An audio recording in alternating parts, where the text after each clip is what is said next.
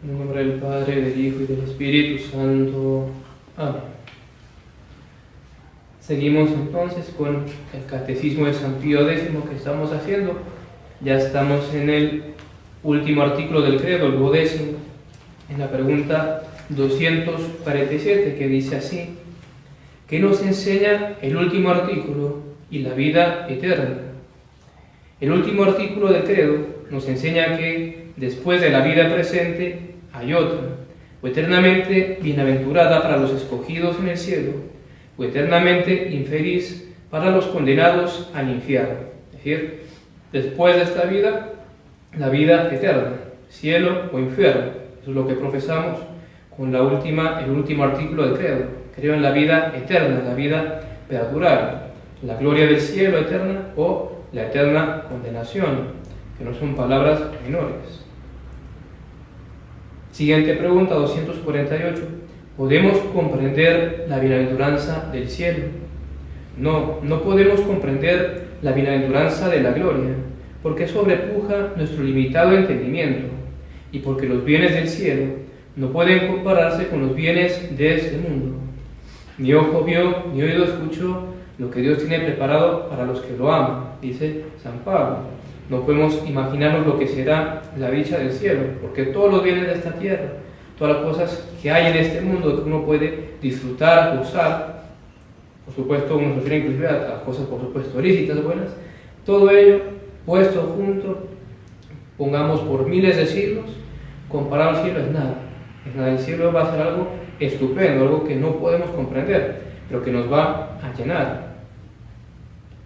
Siguiente pregunta, 249. ¿En qué consiste la bienaventuranza de los escogidos?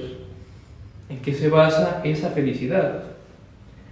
La bienaventuranza de los escogidos consiste en ver, amar y poseer por siempre a Dios, fuente de todo bien. Eso es el cielo, ver a Dios, amarlo y poseerlo por toda la eternidad, para siempre, por siempre tener a Dios, fuente de todo bien. El único que puede llenar nuestras almas, el único que puede llenar esa ansia de felicidad que todos los seres humanos tenemos, y eso es verdad, queremos ser felices, pero el problema que solemos tener es que buscamos la felicidad donde no está. El error de la gran mayoría de los hombres, poner felicidad en las riquezas, en los placeres, en tal persona, en esto o aquello. No, la felicidad está en Dios, y solamente Él puede llenar esas ansias de felicidad y darnos plena satisfacción. Y por eso es que las cosas de esta tierra, cuando uno se entrega a ellas, al final no lo satisfacen.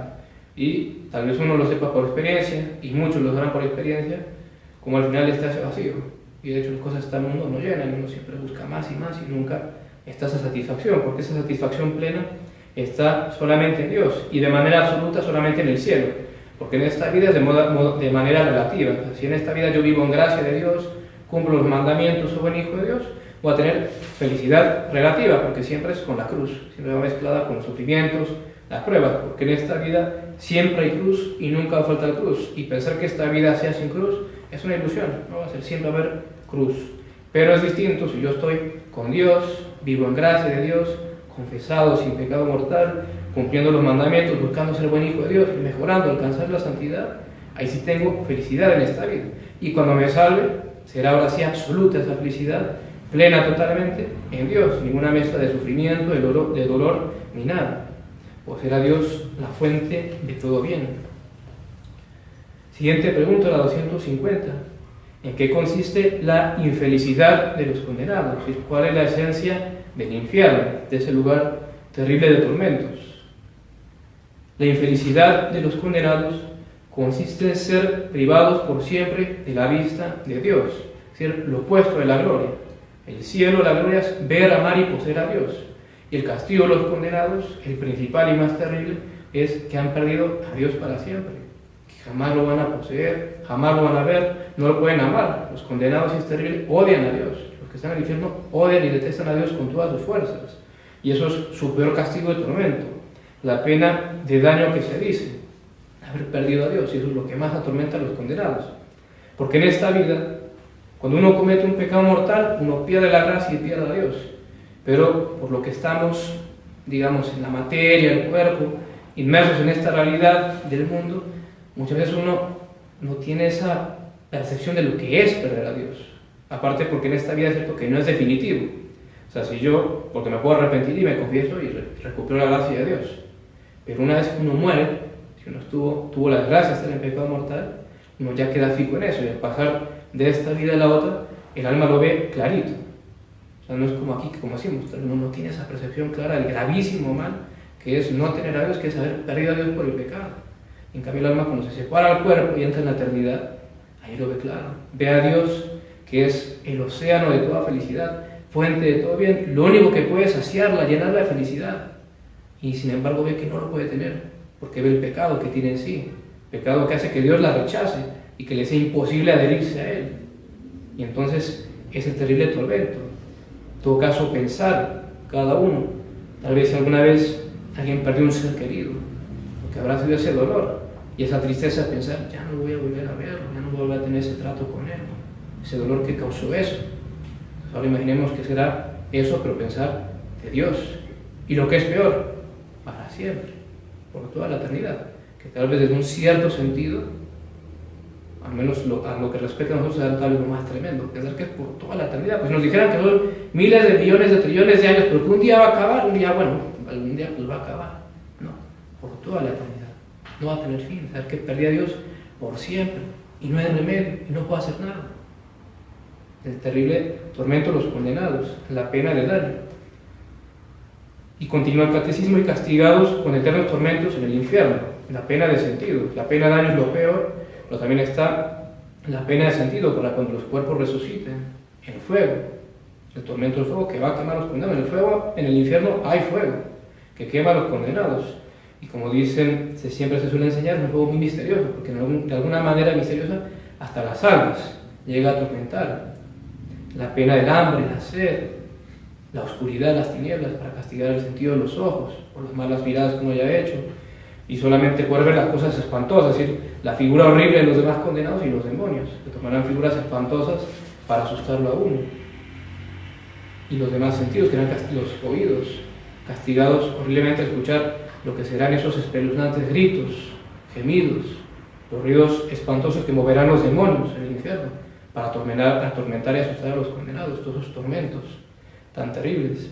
Las penas morales que habrá también, la pena en la inteligencia, que padecerá tinieblas, oscuridad, el remordimiento, el gusano que roe y nunca muere, que hizo nuestro Señor, el remordimiento, el condenado toda la eternidad pensando, me condené a pesar de las gracias que Dios me dio, entonces que me pude confesar y no lo hice, pude haber rezado el rosario y no lo hice, ir a misa y no lo hice, no ir a tal lugar donde sabía que era ocasión de que yo iba, haber roto con esa persona y no lo hice, y pensar que por eso poco en lo que pecó, ahora es eternamente desdichado, y tan fácil que hubiera sido poder ser eternamente feliz. Ese gusano que roe y nunca muere, atormentando al condenado, sus remordimientos, recordar todos los pecados que cometió, las gracias que Dios le dio, que él negó, eso lo va, por supuesto, a atormentar también por toda la eternidad, forma parte de los tormentos.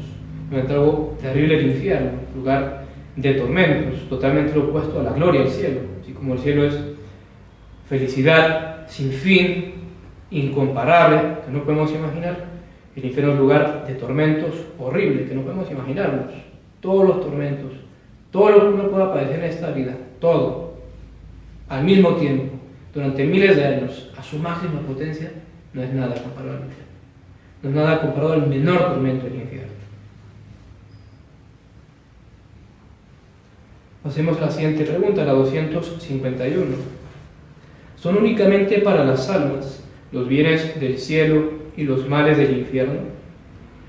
Los bienes del cielo y los males del infierno son ahora únicamente para las almas, porque solamente las almas están ahora en el cielo o en el infierno. Pero después de la resurrección, los hombres serán o felices o atormentados para siempre en alma y cuerpo. Lo que habíamos visto hace un par de días, la resurrección de los cuerpos. En el 10º artículo del Creador, el cuerpo va a resucitar. Uno va a tener el mismo cuerpo con el que uno obró el bien o el mal. Y como con ese cuerpo uno obró el bien o el mal, por supuesto ese cuerpo también va a ser o premiado o castigado, porque fue un instrumento del alma para obrar bien o mal. Entonces también los cuerpos, cuando sea la resurrección, serán o premiados o atormentados. Siguiente pregunta, 252. ¿Serán iguales para los bienaventurados los bienes del cielo y para los condenados los males del infierno? Es decir, todos van a padecer exactamente igual o gozar en el cielo exactamente igual. Los bienes del cielo para los bienaventurados y los males del infierno para los condenados serán iguales en la sustancia y en la duración eterna, iguales en la esencia. ¿Cuál es la esencia? Ya vimos, en el cielo, ver, amar y poseer a Dios. Todos los que se salvan ven, aman y poseen a Dios. Y igual en la duración, por toda la eternidad, y lo mismo con los condenados. Todos tienen el tormento de no tener a Dios, haberlo perdido y que es para siempre. Sin embargo, continúa el catecismo, más en la medida o en los grados, es decir, ese gozo o esos tormentos, serán mayores o menores según los méritos o deméritos de cada cual. Por supuesto, hay una jerarquía en el cielo, digamos, de la gloria, y también en el infierno, digamos, respecto a qué tan profundo uno cae. Por supuesto, en el cielo, la primera de todos está María Santísima. Después de Dios, María Santísima en primer lugar, la más excelsa criatura de todas las que ha habido, ella sola ha tenido más gracia y más méritos que todos los ángeles y santos juntos. Después, sin duda, seguirá San José, y después Dios sabrá cuáles serán los santos, sin duda los apóstoles, serían los primeros, y tantos grandes santos que han habido. Y en el infierno igual, el infierno, según que haya habido más pecados, no estará más profundo en el cielo. Es más, San Leonardo de Puerto Mauricio, en un sermón de él dice, hablándolo del infierno, que los que van a estar más profundo en el infierno, más abajo, ¿sí? Los católicos que se condenen.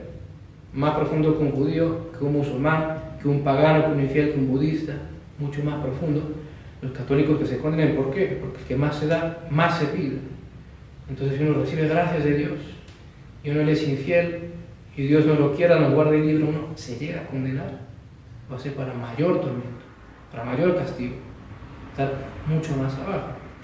Por Leonardo de Puerto en ese sermón dice que para poder encontrar a un cristiano, un católico, si fuera al infierno, y se habría que darle la vuelta, porque hasta la parte más arriba están todos los que no son católicos, y bien abajo en lo profundo, los católicos que, a pesar de la gracia que Dios les dio de ser católicos, de tener los sacramentos, los auxilios de la iglesia y tantas otras gracias que uno habrá tenido, se condenaron. Siguiente y última pregunta por el día de hoy, la pregunta 253. ¿Qué quiere decir la palabra amén al final de credo? La palabra amén al final de las oraciones significa así sea. Al fin del credo significa así es, que vale tanto como decir creo que es la pura verdad cuanto en estos dos artículos se contiene. Estoy más cierto de ello que si lo viese con mis propios ojos.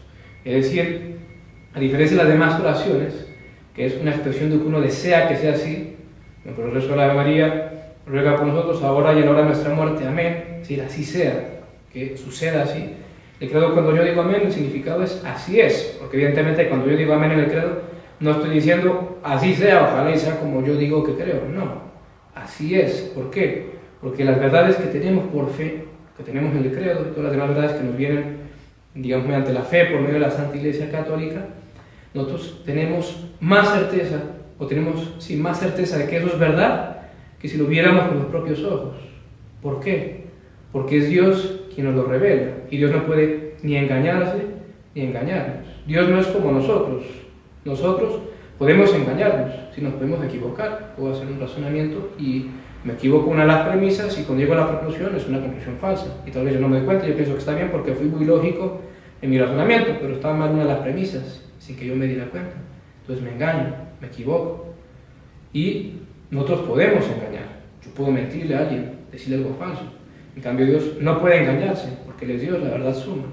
No puede equivocarse, mucho menos puede engañarnos, es decir, mentirnos, inducirnos a error. Entonces, por eso nosotros creemos las verdades de fe con toda esa firmeza, aunque no las entendamos, y tal vez nos sobrepasen inclusive a nuestras capacidades, porque sabemos que es Dios quien las revela.